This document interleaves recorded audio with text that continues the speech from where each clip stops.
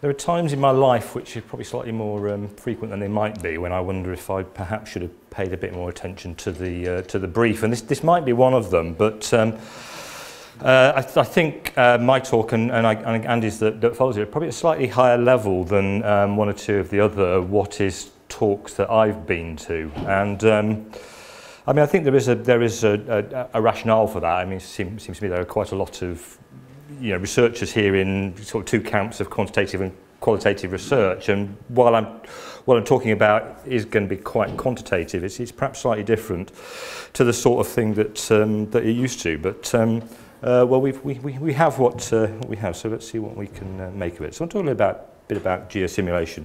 So I've got 2 or 3 slides to start with that are just about various types of simulation that I want to use to illustrate a couple of general points about simulation modelling. So here we've got a couple of crash test dummies from somebody or other's website. I wouldn't like to say who.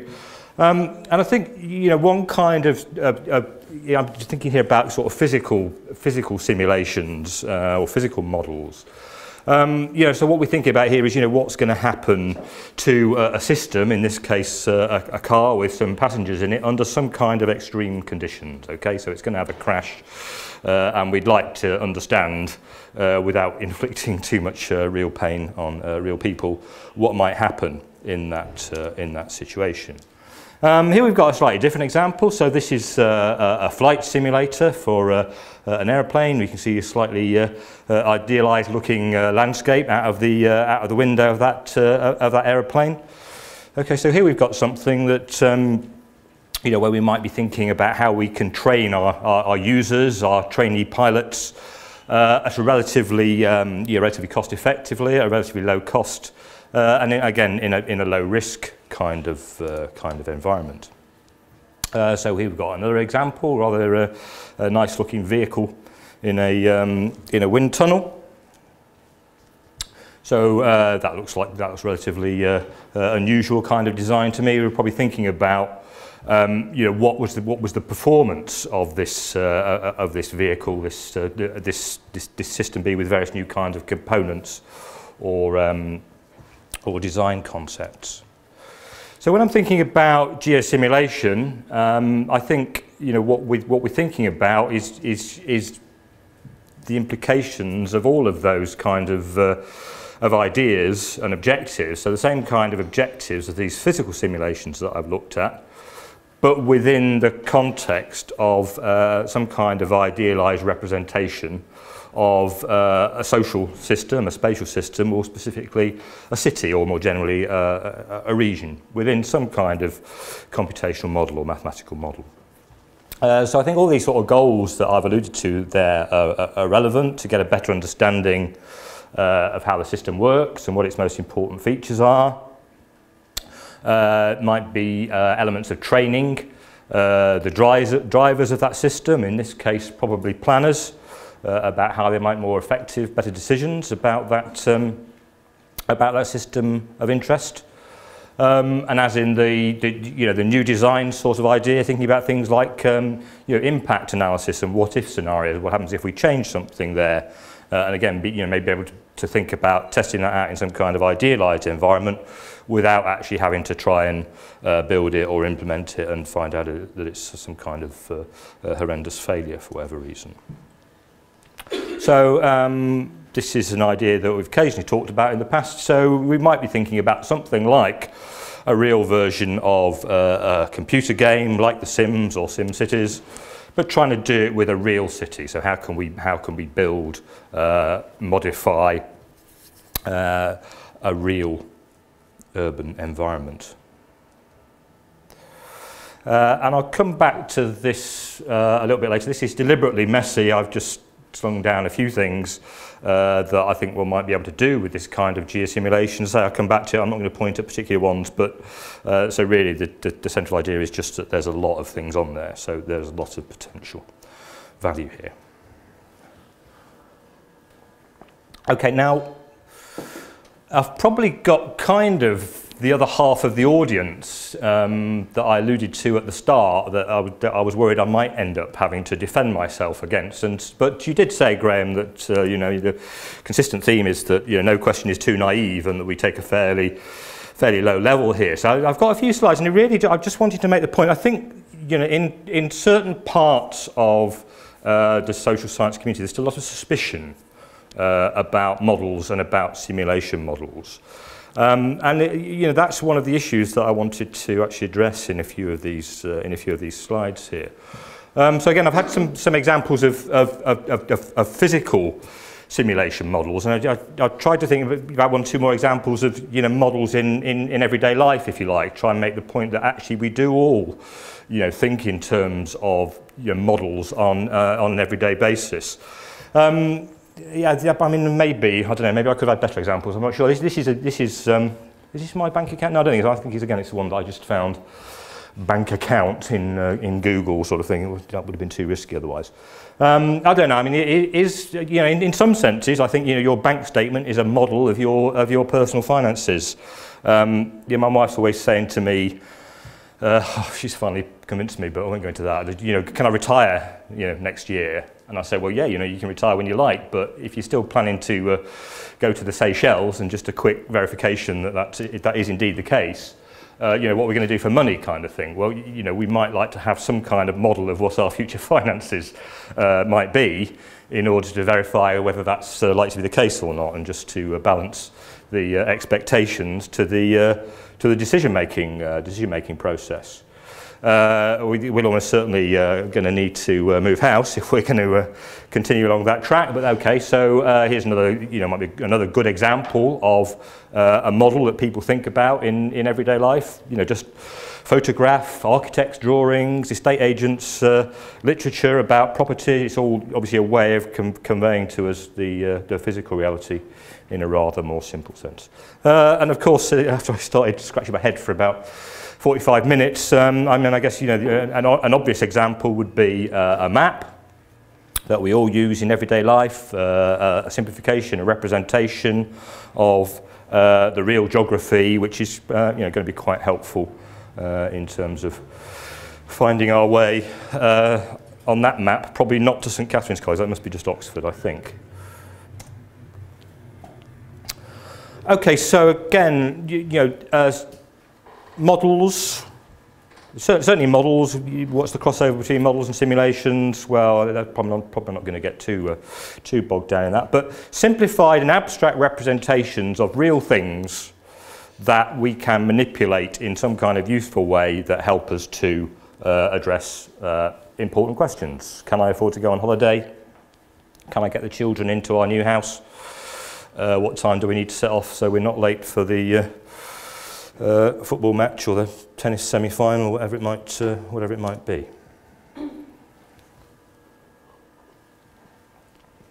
I wanted to make the point that I mean, geosimulation, it sounds kind of new and sexy, and when Andy talks about it, it will be new and sexy. Yeah, but I mean, it's actually in a lot of ways a very well established concept in geographical thinking in general. You know, kind of the classic reference in mathematical modelling tends to be to this work of Ravenstein's in 1885 on the laws of migration, which is essentially laying down the laws of spatial interaction modelling. Again, a big kind of subfield in geosimulation. So people tend to move relatively short distances, and migration flows tend to be higher between large cities or big countries or what have you. Okay, so that's one example that's been around a long time. This one turns out to be nicely topical. If anybody's been watching the TV series on the London suburbs, where they've been covering the Charles Booth poverty maps of the late 19th century.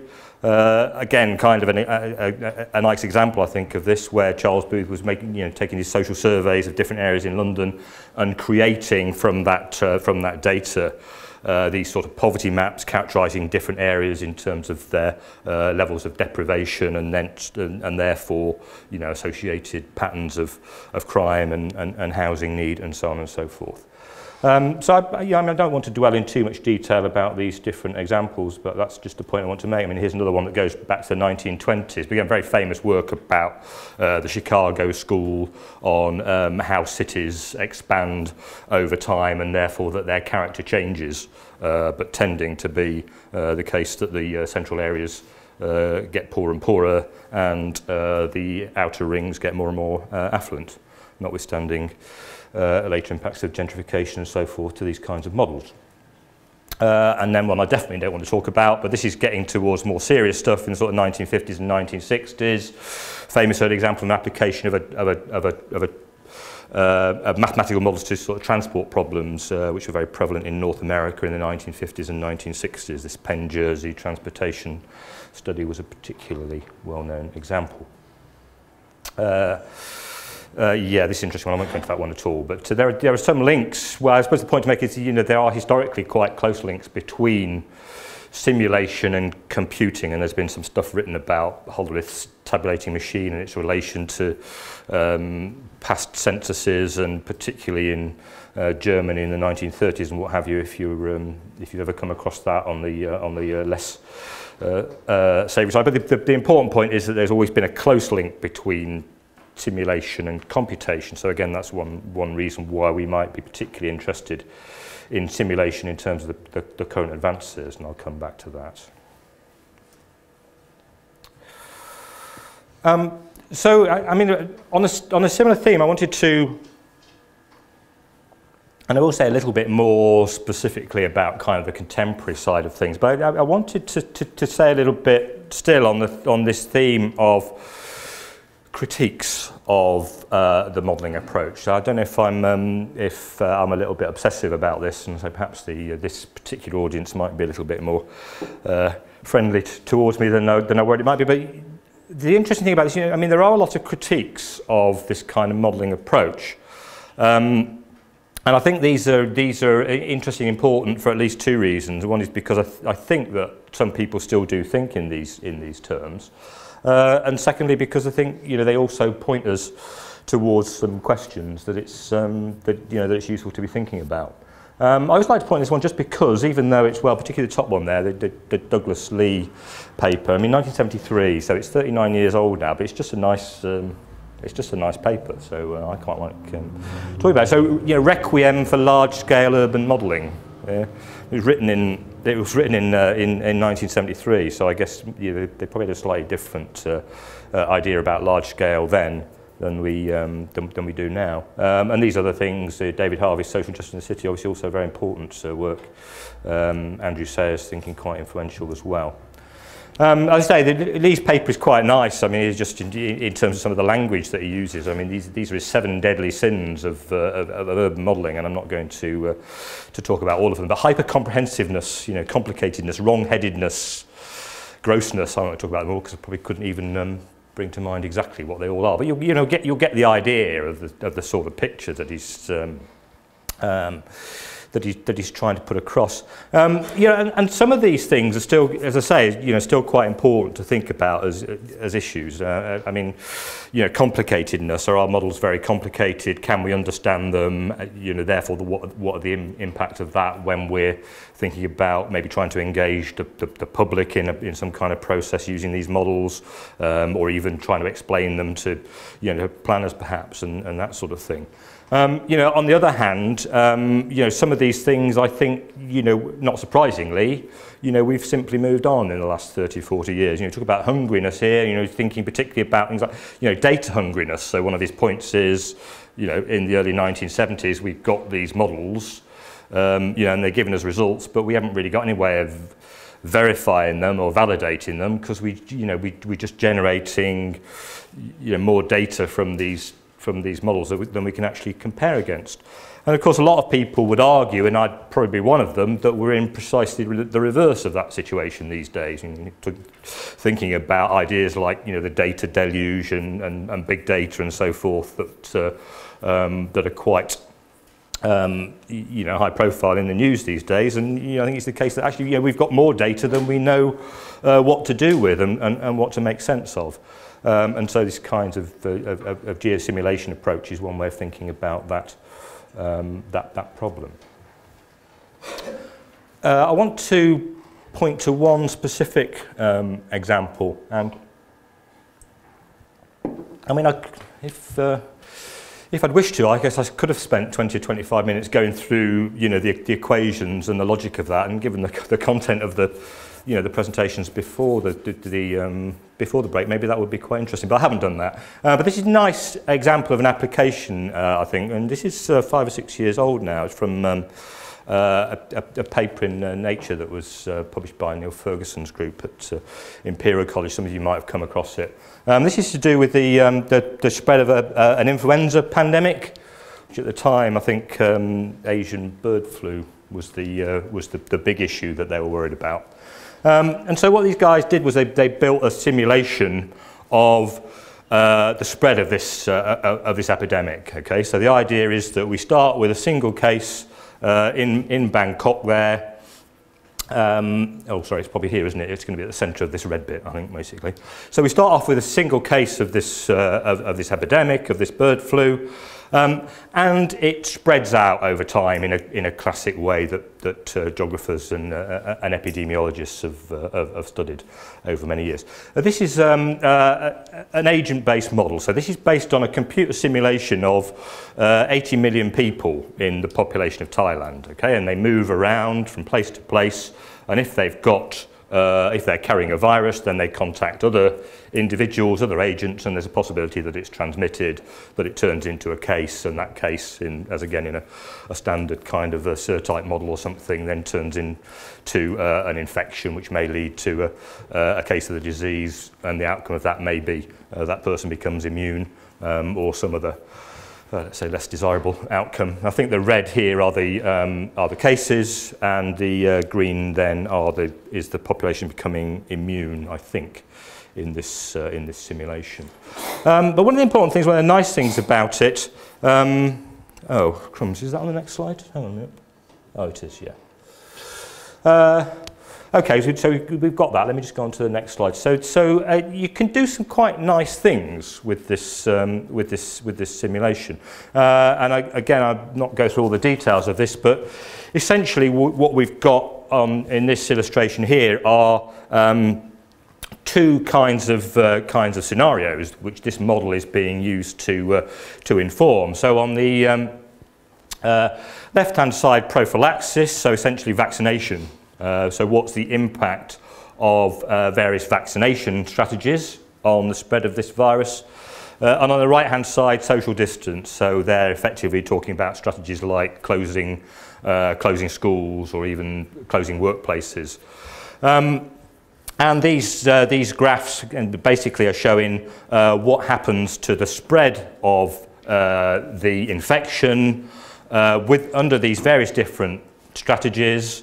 And if it's prophylaxis, you know, then we can target vaccinations at different subpopulations, different age groups or different geographical populations. So there are a lot of kind of variations to think about, and the different coloured lines indicate different levels of what's the word? Infectivity, different strengths of the disease. Because one of the problems with Asian bird flu is that people actually don't know, you know, like what the probability is that you're going to have certain outcomes like recovery or death from it. So that's what those different things are looking at.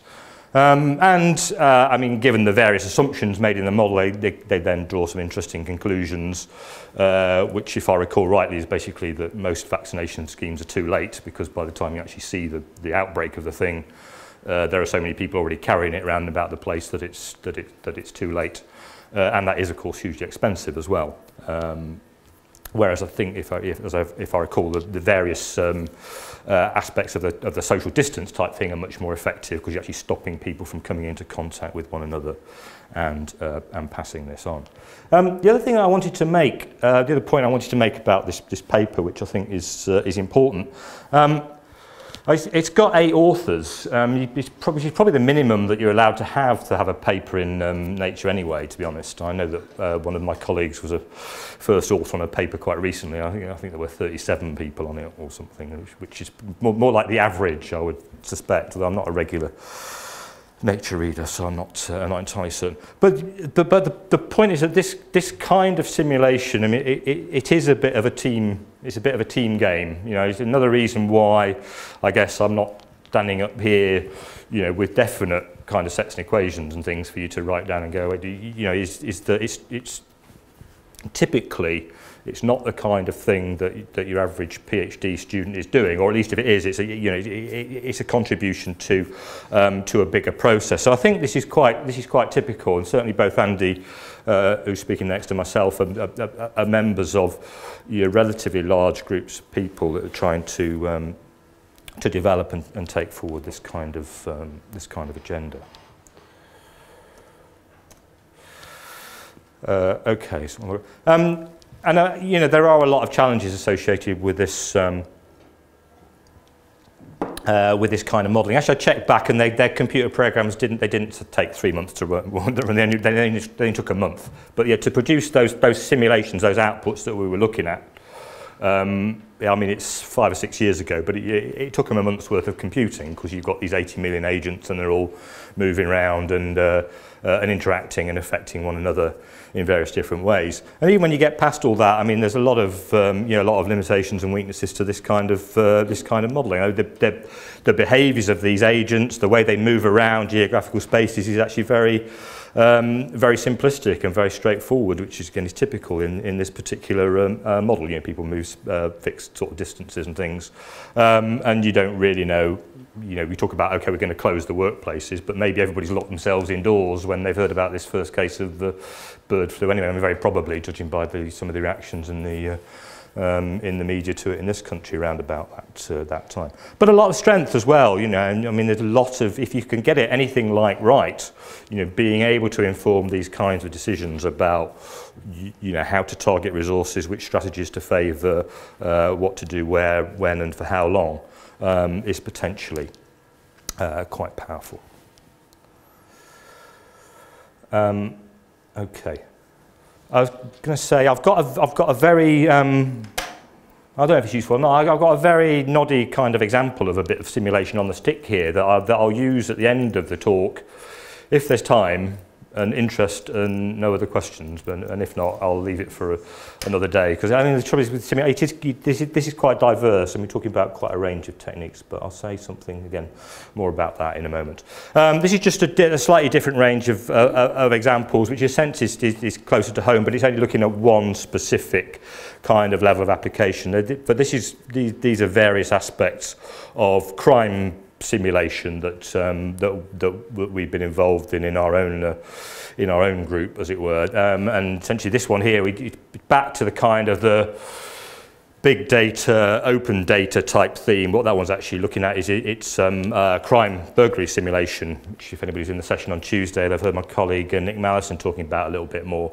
But again, it's based on the idea of some kind of agent-based simulation. So we have these very detailed representations of local transport networks, of housing patterns, things like cul-de-sac sizes of gardens, all these sorts of things thought to be very important in terms of local burglary patterns, and building those into simulations that are, again, you know, can be used to think about how crime varies from place to place, but also the impacts of interventions. This one here is looking at target hardening. So that's the case of saying, okay, if we take one area and we make it more difficult for the burglars to access properties in that area, do they give up, or do they just move to the next street, the next neighbourhood, that kind of thing? So there are just a variety of sort of examples there. And this one was just, oh, I did say I was going to move over, Graham, if I was going to point at anything. This is just putting a little bit more structure on some of the words that were in that slide I said earlier on that had a lot of words on it and not much structure. I was just thinking about what are the different kinds of application and value in terms of this sort of work. So just being able to visualize patterns to help us to understand the nature of data and what's going on, I think, is an important application of these kinds of simulation tools. It has a lot of applications in different sorts of policy areas. So I said a bit about health, a little bit about crime, but also, you know, housing, transport, etc. You know, tactical, strategic, operational, these things are important at various kinds of levels in terms of planning, from the, you know, what do I need to do immediately to what are my longer term objectives kind of thing. You know, again, understanding, evaluation, optimization, evaluation of performance, all these sorts of things are important, and over various different kind of time frames.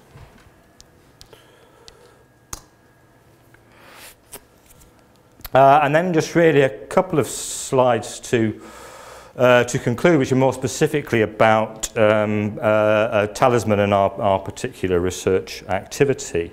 So what we're engaged with in the Talisman program is trying to pull together really these two elements that we can see on the you know, the horizontal and the vertical of this little illustration. So it's thinking about particularly these issues of you know, data deluge, data availability, data overflow, and also very much the kind of the visual analytics, the visual side of things, and how we cross that against various kinds of simulation modelling approach. Agent-based models, microsimulation models, both very kind of individualistic kinds of modelling frameworks. The space interaction modelling, discrete choice, concern more with decision-making by recognisable groups of people or organisations, and within a variety of different kinds of substantive contexts. We are also engaged in a program of training and capacity building, and of course you can find out more about that in the usual way by contacting ourselves, consulting the NCRM website, consulting our website, and so forth. And I think, you know, also I should say in the centre of the box here, you know, we are also engaged in a program of starting to make available more general purpose tools for people to start to play with. But really there isn't a lot of stuff out there. You know, I mean, this isn't like you know, multi-level modelling or statistical modelling within Stata. I mean, there are one or two things, you know, you've got Repast and NetLogo and stuff that you can do a little bit of playing around modelling with, but there aren't really well-established, you know, frameworks, programs for doing decent simulation modelling with. So I think we see ourselves as a slightly earlier stage in that process possibly than a lot of the other nodes in methodological terms. But I think, you know, the big message, I guess, is, you know, if this is something that you might be interested in, is, you know, get in touch and we can talk about you know, kind of needs and requirements and collaborations and all the rest of it, rather than you can go away and you can start to use that and instantly see how it's going to change your life from next week kind of thing. I don't want to talk about that one particularly. It was just to say that we're not the only people that are interested in this. This futurist thing is this huge European technology project that, if it comes off, will be €100 billion program or something, in, you know, where computing meets simulation, meets you know, behaviour, individual level behaviours, and so forth. And that was just a reminder that we are Talisman. This is our particular website, but I'm sure, you know, the usual Google queries on Talisman, spatial modelling, leads, UCL, what have you, will NCRM will get you there.